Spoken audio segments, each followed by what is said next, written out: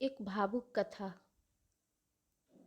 मैं अपने बेटे के साथ हिल स्टेशन गई हुई थी। मुझे सुबह जल्दी उठने की आदत है, इसलिए सुबह उठकर अपने होटल के कमरे से बाहर आकर लॉन में बैठ गई। हल्की हल्की ठंडी हवा चल रही थी। बदन में सिहरन महसूस कर रही थी।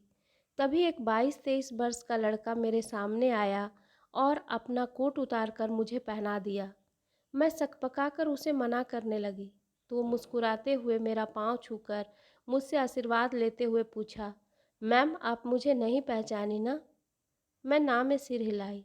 आप तो मुझे भूल गई, पर मैं आपको कभी भी नहीं भूल सकता हूँ।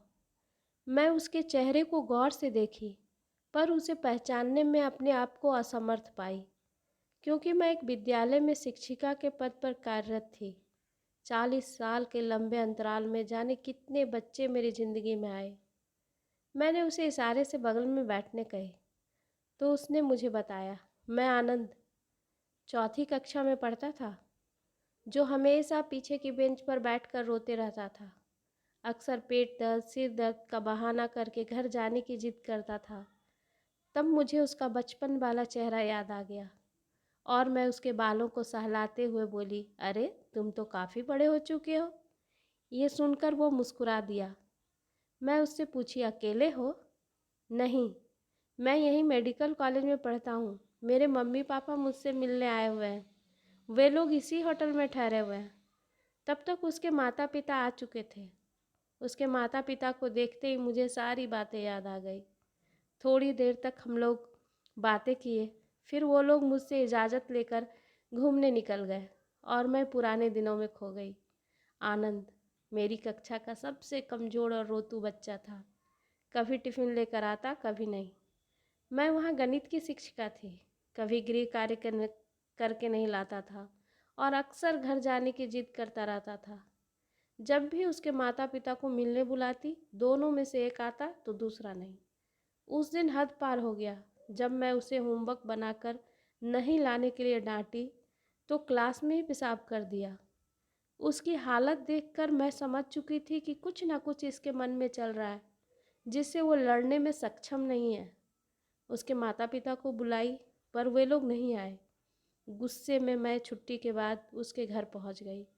अंदर से चीखने चिल्लाने की आवाज़ आ रही थी। फिर भी मैं डोरबेल बजाई। थोड़ी देर में दरवाज़ा खुला। पूरा घर अस्त व्यस्त था। घर की हालत देखकर मैं समझ चुकी थी कि उसके माता पिता में किसी बात के लिए घमासान बहस के साथ साथ हाथापाई भी हुई है। आनंद कोने में डर से बैठा था। आनंद की हालत देखकर मैं अपने गुस्से पर काबू नहीं रख पाई और उन दोनों को ऐसे डांटने लगी जैसे वो मेरे कक्षा के छात्र हो।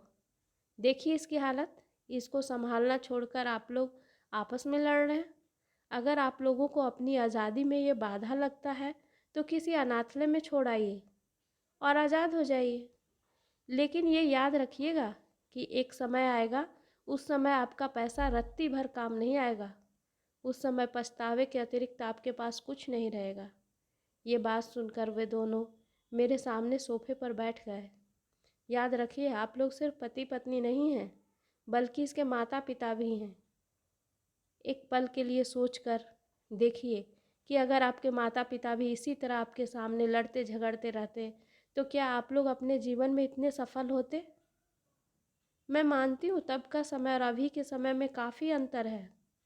तब माँ ज़्यादा पढ़ी लिखी नहीं रहती थी, काम करने घर से बाहर नहीं निकलती थी, फिर भी आप लोग को इस लायक बनाई।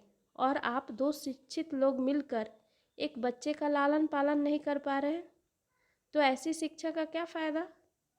उनके बातों से मुझे पता चला कि दोनों प्रेम विवाह किए हैं और दोनों के परिवार के लोग इनके विवाह को स्वीकार नहीं किए थे, इसलिए उन्हें समझाने वाला कोई नहीं था।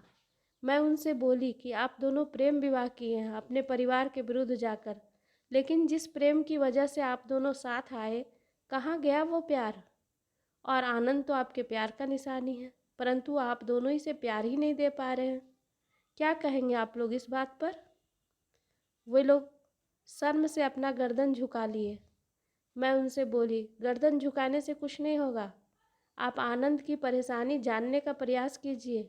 और उस परेशानी को दूर करने का उपाय कीजिए। उसके माता पिता आनंद को अपने पास बुलाए और पूछे, बेटा तुम स्कूल में हमेशा रोते क्यों रहते हो, हमें बताओ। उसने कुछ नहीं कहा। तब वो दोनों एक साथ उसके बालों को सहलाते हुए प्यार से पुचकारते हुए पूछे, बेटा बताओ, हम लोग तुमसे नाराज़ नहीं होंगे। तब आनंद रोते हुए बोला कि मुझे लगता है कि आप लोग मुझे स्कूल छोड़ने के बाद कभी लेने नहीं आओगे, क्योंकि आप दोनों मेरे कारण ही लड़ाई होती है। जब मैं बीमार पड़ता हूँ तो आप लोग लड़ते हो कि छुट्टी कौन लेगा। जब मेरा स्कूल में पीटीएम होता है तब फिर आप लोग लड़ते हो कि छुट्टी लेके स्कूल कौन जाएगा। कभी भी कभी लड़के आप दोनों में से कोई नहीं आते हो। ये सुनकर दोनों भावुक हो गए और एक दूसरे से सॉरी बोलकर आनंद से भी माफ़ी मांगे। उस दिन के बाद धीरे धीरे आनंद पढ़ाई करने लगा, रोना बंद कर दिया, खुश रहने लगा। आज उसकी सफलता के बारे में जानकर मुझे बहुत खुशी हुई। अक्सर माता पिता भूल जाते हैं कि बच्चों को सफल बनाने के लिए सिर्फ संसाधन देने की आवश्यकता नहीं होती है, संसाधन के साथ साथ उसके आसपास के माहौल को भी खुशनुमा बनाना होता है। तभी अचानक अपने बेटे की आवाज़ सुनकर मेरी तंद्रा भंग हो गई। धन्यवाद दोस्तों। अगर आपको मेरी कहानी पसंद आए तो कृपया लाइक करें और सब्सक्राइब करें।